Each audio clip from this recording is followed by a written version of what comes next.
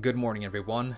Like we were expecting, Season 4 was just announced at the Fighting Game Roundtable here in Japan. It's going to be coming fall of this year for PlayStation 4, Steam, something called an Xbox Zone. Not sure exactly what that is, but if you have one, apparently you can play Tekken on it. I'm going to give you my impressions. I'm just going to say quickly that I watched the Japanese side of the stream. I know that there was another one that was being live translated into English, so if you watch that, the exact words that you heard might be slightly different. I think I want to start with the big sexy character tease. We saw this image and I'm 97% sure I know who this is. You've probably guessed it as well, but to me this looks like Jun, which is a really cool pick. I've said in the past that I didn't think they would go with Jun because she's such an important character in Tekken's story, and the story of Tekken 7 has already been told. If you want to introduce her, you kind of have to do it along with some sort of new chapter or continuation of the story, but it looks like that might be what they're doing, and so if you really enjoy the offline single player aspects of Tekken, then this is going to be very exciting for you. There are some hints, apart from the image, by the way, that it's going to be Jun, because in the story she represents sort of light and healing and hope. She's sort of the contrast to the darkness in Kazuya, and we see him in the trailer looking kind of tormented and confused, and then there are words on the screen like, hope or light in the darkness. And you can see in this image that she's sort of standing glowing in the light, surrounded by all these shadows. So I think it was a really cool reveal. And we are surrounded by a lot of darkness in the world right now. And I think in the middle of that, to address that and to talk about hope with a positive message, and then thematically, introducing a character that represents that into the game, might sound a little bit corny, but I actually thought it was really sweet and it made me happy. So I think it's a really cool reveal. I'm pretty sure that it's going to be Jun. I hope they go with an older looking character here, because she would be kind of old at this point.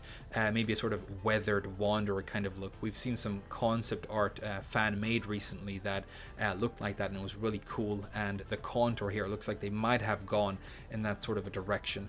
If there are any more characters in the season, I would be more than satisfied with just one, and then a lot of other positive aspects being introduced to the game. But she disappeared in connection to the story with Ogre, so if we're going to have two more characters, it might be Jun coming back alongside Ancient or True Ogre. Who knows? But it's a really cool reveal. As long as she doesn't come out broken, I think this is going to be amazing, and I'm happy to have her in the game. But let's move on to some of the more technical and honestly important aspects. I want to talk a little bit about online. This is really interesting because Harada said that when the pandemic started and the world changed, they actually changed all the content they decided to put into Season 4. It was going to have completely different things, but they modified it to fit the world that we currently live in, and I think that's very smart, and I think that's the exact correct direction to go in. So they've focused a lot more on the online experience. I know some other content creators talk about how fighting games have to be offline and how online sucks, and I see that point, because I started playing offline with friends and sharing it with them, and it was about the friendship and all of that and getting together more than it was about the game. But it's also true that not all of us live in Southern California surrounded by people with similar interests and arcades and big venues where you can have major events. Tekken is, for the most part, a game that people enjoy online, and so it's important for that game mode to be as developed and good as possible. So let's start by talking a little bit about netcode and rollback. Now, I'm not an IT person. I know very little about the technical aspects of fighting games. I'm just going to tell you what Harada said. He talked about rollback. He said that Tekken already has it, but only to a small extent, a small number of frames. If you want to increase it up to like 6 and more, that would affect the way animations look in the game. He was saying that it could look really jerky because a move would start coming out and then actually fly back or sort of animate back like a glitch looking thing if you had too much rollback. But then he also said that, many people have been talking about it, and the Japanese term that he used is kind of difficult to translate. It's like we put our hands on it, but what that means is it is something that we've been working on. It is something that we've been touching on in our development. So nothing 100% concrete, like it's going to have rollback, it's going to have this much, it's going to come out, at this point. It was kind of vague, but it was indicated quite clearly, in my opinion, that the netcode and the rollback is going to be improved in this season. So that's fantastic news. I know it's something that a lot of people have been talking about and wishing for. Another change that's going to be happening with online is when you match up against somebody now, you're going to be able to tell right away whether or not they're playing on Wi-Fi or a wired connection. A really interesting thing Harada said is that apparently more than 60% of everybody who plays fighting games plays on Wi-Fi, and it's apparently especially common on PC. So I want to give you a big tip here. If you are playing Tekken on Wi-Fi at the moment, when the season comes out, you might actually struggle to find matches. So if it is viable for you, if you have the space, to or the economic leeway to make it happen, then I really recommend that you set up a wired connection for your console or your computer, because that's going to improve your matchmaking when Season 4 comes out. But overall, I think it's a very positive change. Online is the main game mode right now. And if we're going to have online events and stuff like this, then it's important for it to be as crisp as possible. Also want to talk a little bit about the ranked system. This is something that we've also been talking about in the past, something that people really want changed. And what we've seen is a new point system introduced. They called it Tekken Ryoku in the Japanese, or in Japanese, which translates to Tekken Power. Inside the game, they've called it Tekken Prowess.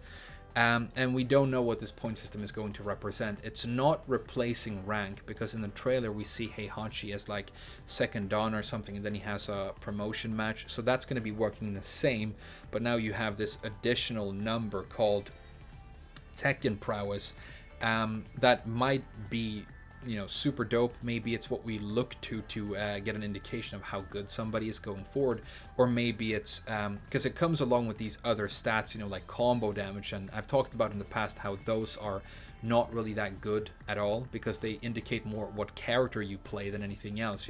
If you play Eliza, who has very low combo damage, then your combo damage stat isn't going to be very high. If you play Miguel, who really likes to sidestep a lot, then your sidestep stat goes up. So it's more indication of what character you play than how good you are.